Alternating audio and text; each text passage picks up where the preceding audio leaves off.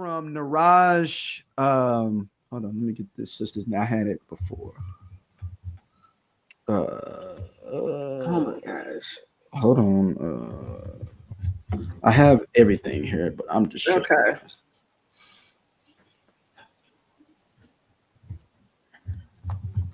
Yeah, I had it good for the other lawsuit. So it is the young woman. I don't know how old. I'm just gonna say young woman. I don't want to disparage her. No, from Noushin Faraj is the young lady's name. But shout out to what is the sister's name? I'm gonna play this clip from her that you sent to me with her breakdown. Noisy Bystander. Noisy Bystander. Go check her out. She gives a pretty good assessment here. We're gonna play this, talk about it a little bit. I just want all three of y'all to know y'all trifling. Y'all, this Fox News lawsuit is crazy, so follow me down this very windy rabbit hole. Now, a hairstylist by the name of Noushin Faraji is suing Fox News and making all of these accusations about some of her co-workers. It all began when she filed this lawsuit, which starts off with a 6-point complaint and a 7 or 8-point complaint and demand. First, we're going to start with Joy Taylor. Joy Taylor happens to be a Fox News contributor, and she runs a couple of the shows on the Fox News network. I don't know all the shows. All I know is that the lawsuit claimed that she had worked her way to get on Undisputed and another show called Speaks. Now, in the complaint, which actually begins back in 2012, when Miss Faraji began working as a hairstylist for the Fox Sports Network, or FS1 is what they call it, she stated that she was working there part-time, and then they allowed her to work there full-time, and she was just doing a variety of people's hair there at the time. Now, Miss Faraji stated that she had met Joy Taylor, and Joy Taylor was working as a part-time bartender, as well as she would sit in on some of the Fox News, like the one-off shows on the weekend. She would sit in on those, but she was not a full-time contributor or full-time anchor at the time. Now, Miss Faraji stated that she was invited out to dinner by Miss Taylor, Joy Taylor, and some strange guy she had never seen before. And then one day she was getting on the elevator at work and she saw the strange guy and she was like, "Oh snap, Joy girl, I saw the dude that we always go out to drinks and get dinner with." And Joy was like, "Girl, don't say nothing. That man is married and he's the executive to Fox." So Faraji had told her allegedly, "Hey, I don't think you should be engaging in this," because at the time Joy Taylor was married. She was living in Los Angeles, but her husband was stationed in Miami. And that guy that she was hunching on, his name is Mr. Dixon, and he also was married. Now, fast forward to, let's say 20 dinners later with that Dixon guy. He then says, "Okay, I'm going to create this new show. It's going to be called Undisputed, and I'm going to have Skip Bayless and Shannon Sharp on it. And we're also going to have Joy Taylor." Now, the complaint says that Skip Bayless didn't want no parts of that girl. He's like, "I don't want her on the show. She's going to basically just turn the show into a girly show," whatever misogynistic men say. And the executive, Mr. Dixon, was like, "No, I want her on the show." So she basically was sleeping her way into the show. Well, her husband finally comes from Miami to Los Angeles, and he noticed that her interaction with that Mr. Dixon guy at a dinner party was weird. He calls it out, and he's like, "You know what? Divorce." So he ends up divorcing her. Now, this is the Mr. Dixon guy she was hunching on, but she wasn't done hunching on him yet. Mrs. Faraji also stated at another Fox News, cocktail hour party, he also had groped her as well. So he was just all kinds of fast and loose with his employees. The groping occurs after he had made her the hairstylist for the show Undisputed. Now, Miss Faraji also stated that she not only got groped by Skip Bayless, Rick Bayless. Oh, Skip. Rick's the brother, who has nothing to do with this lawsuit. Okay, she also stated that she had got groped by Mr. Bayless, but it didn't stop there because he was hounding her to sleep with him, even offering her $1.5 million straight cash to sleep with him, and she refused. She said, "I remained professional all the time because one, you're gross, and two, she doesn't want to sleep with you." Now, in the charging document, she stated that Skip Bayless did not understand why this woman didn't want to sleep with him. And so he started accusing her of sleeping with Shannon Sharp. And Shannon Sharp was just a gentleman. He was like, "Just cut my hair and that's it. And I'm going to work." Shannon Sharp he didn't even have a discussion about touching that woman. But in Skip Bayless's mind, he kept saying, "Oh, you're sleeping with Shannon. Oh, da-da-da." So that's when she started recording her calls because she's like, "You know what? I can't trust this man." Now, it says in this document here that on April 22nd, Miss Ferrara had arrived to the makeup room. Now, mind you, at Fox, all of these makeup rooms are recorded. I don't know if it has something to do with like audio visual or technical, or if it's just for safety of all of the staff, but all of the rooms are recorded. The hair room, the makeup room, not the dressing room, but the rooms where everybody comes in at different intervals gets recorded. She stated that she turned on a recording device and Skip Bayless walked in and he tells her the room is bugged. It's not bugged. It's just recorded for their safety because of perverts like you. So then he goes on to tell her and say, that he would hate for her to lose her job, but she can't keep doing this. And it's in their archival. She said that she kept reiterating to him that Mr. Shannon Sharp is polite, and I'm just doing my job by being polite to him. And then Skip Bayless starts screaming, BS, BS, BS, that's BS. And then Skip Bayless warned her that if she didn't want to lose her job, and Ms. Faraji responded and that she wasn't going to lose her job because she's a great hairstylist. And then Mr. Bayless replies back and says, I have a love for you, and I have for 6 years, and you hurt me, and you're ruining this. This meaning, why are you not sleeping with me? And then this is when he invited her to his house. Now, mind you, Skip Bayless is married. He invited her to his house, and she refused. She's like, I'm not going to your house. At the time, she took all these recordings to her therapist, who was giving her all of these different types of therapy, therapeutic therapy, like eye movement, desensitization, and processing, to talk her through her ongoing work relationship with Skip Bayless, because he was literally driving this woman crazy. Now, Fox News hasn't replied back to this affidavit, but I'm sure with all the recordings and text messages, it's not going to be looking good for anybody at Fox Sports. All right, Dom. That was a pretty good summation of what's going on with this Fox Sports situation with Skip Bayless, Joy Taylor, Mel Acho, Emmanuel. Emmanuel, yeah. You know how I feel about it. Where do we want to start? I mean, okay, here's the thing. If, let's say, Joy Taylor did do this, right? Let's say, because you and I talked about this and how we hold on, Don, can you hear that? Stop real quick. Don, can you hear that? You hear Xander singing? Oh wait, she's singing her heart out upstairs. No, I can't sing her heart out upstairs. Hey, let me go check on this door. It's windy out here. No, I really can't hear it. Can you pause this there? Oh man. All right, Don, but what you got? What you got on this situation? It's just real interesting because I feel like a lot of the discourse is surrounding Joy Taylor, as opposed to Skip Bayless being a mess and also wanting to pay him $1.2 million for some coochie. It's just really interesting because, like I was saying, like, let's say hypothetically she did this. That is nothing that's out of the ordinary. That people do that. And I mean, if it's going to be something, I don't know, like, it's really interesting because now there's going to be discourse around women, and it's always discourse surrounding us. But now it's like that conversation of, like, now it's not just necessarily Joy. This is trickling down and going to impact other people. And again, what one person does shouldn't have to impact anybody else in the long run. Like, we all are peers. We work in this industry, and that's just been a reoccurring thing that we've seen time and time again. Or it's like, oh, somebody isn't that great, I bet she slept with somebody. Or, oh, she's too attractive to be here, did she sleep with somebody? Like, it's always just weird things like that. And with her, even having a podcast with Taylor Rooks, Taylor Rooks had posted something today about her being on, going to be a correspondent for when they start showing the games on, Amazon. A lot of those comments that she's flooded with are comments, saying, oh, did you sleep with somebody? Or are you, or are you did this the honest way?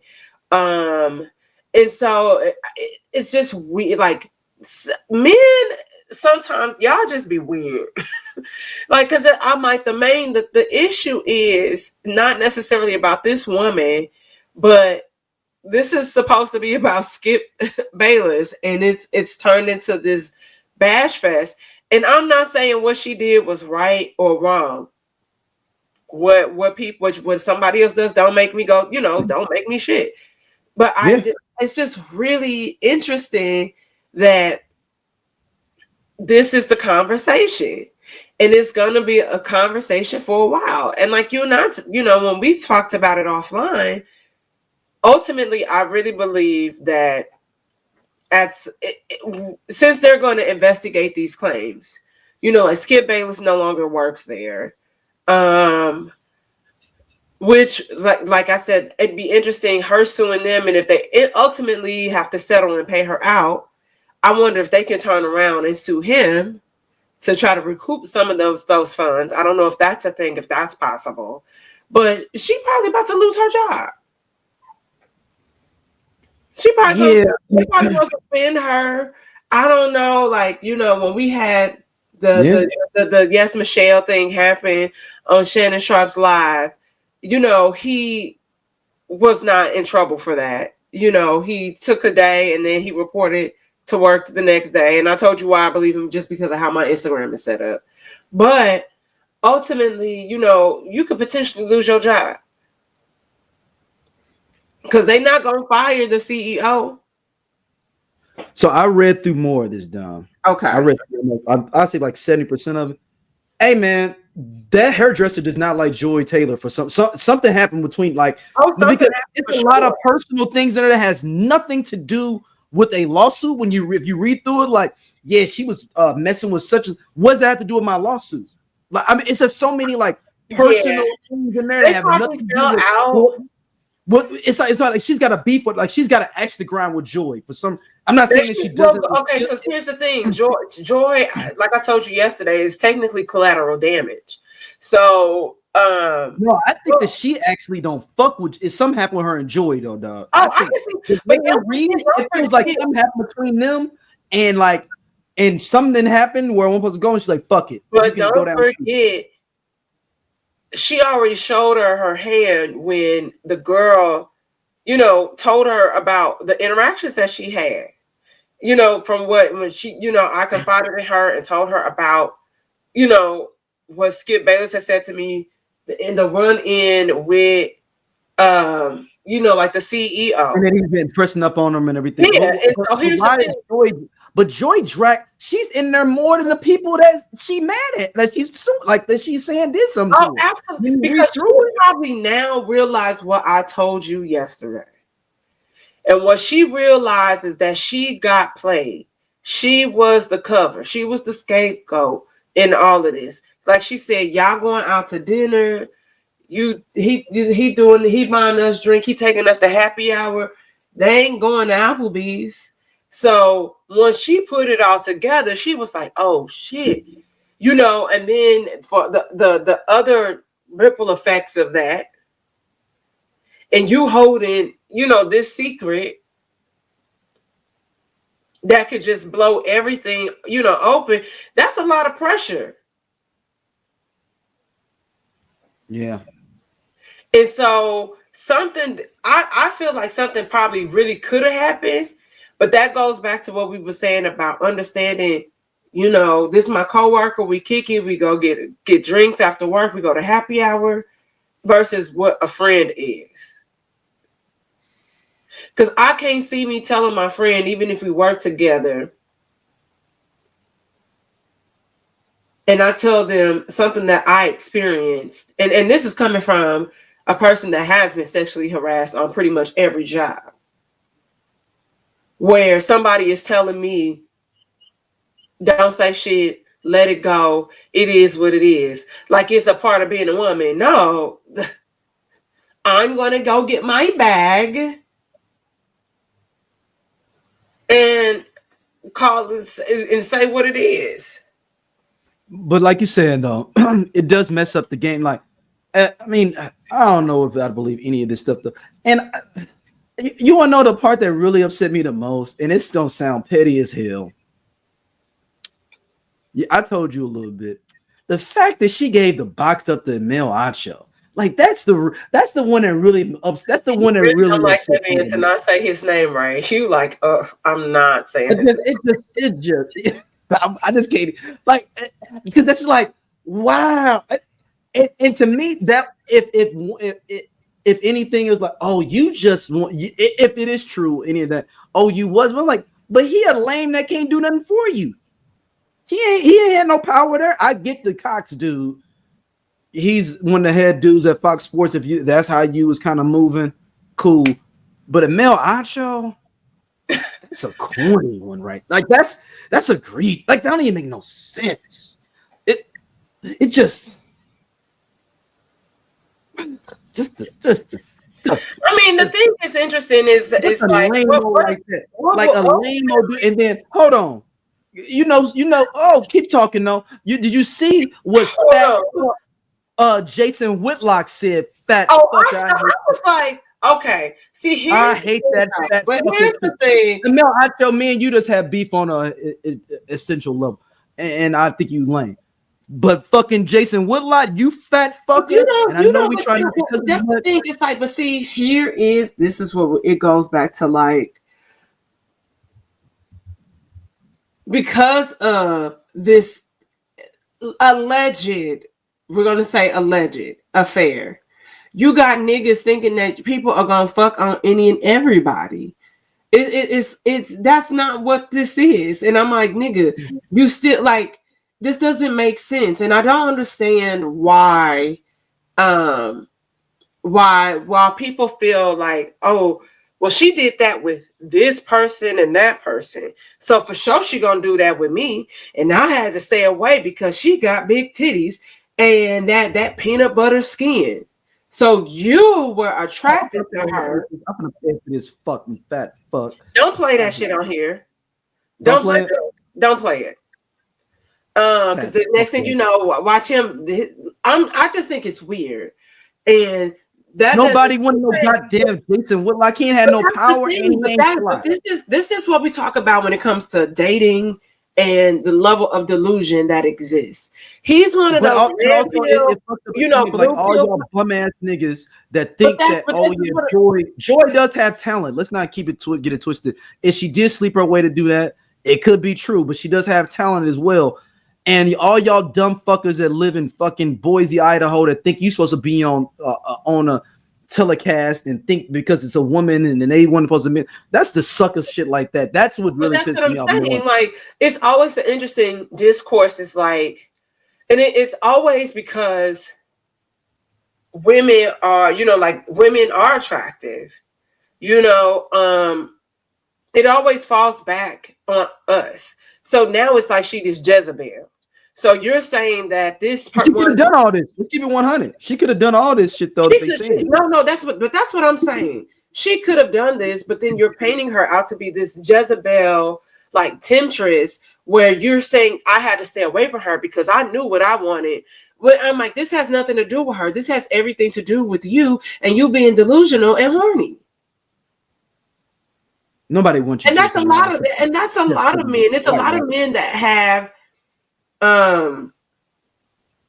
like interesting negative things to say about her.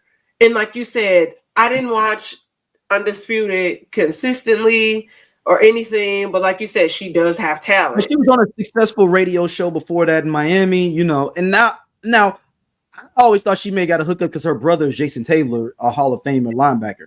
I always thought that was a hookup. Hey, that happens all the time. So you can't be talking no shit about nepotism because fucking 85% of all this stuff is nepotism in general, or through a hookup. Yeah. So it's just really, and it's like, but it felt like she had an axe to grind with Joy for sure. And if you read through that stuff, like she was coming after Joy. Like she was just bringing up, it was like, at 5 p.m. and supposedly she has a diary. That's why she said that everything's bona fide true because she kept a journal.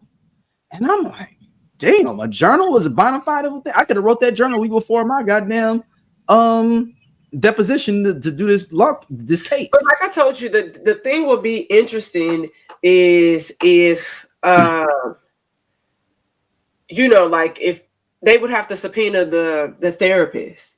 And then the therapist notes, because now if that is, at a later date. But isn't that confidentiality in the medical? It's confidential, But if she agrees to it, it's not like, I mean, technically it would be a HIPAA violation, but if she talked to her and agreed for the attorney, I mean, her therapist to be a witness, and she says, "Oh, I can vouch for you.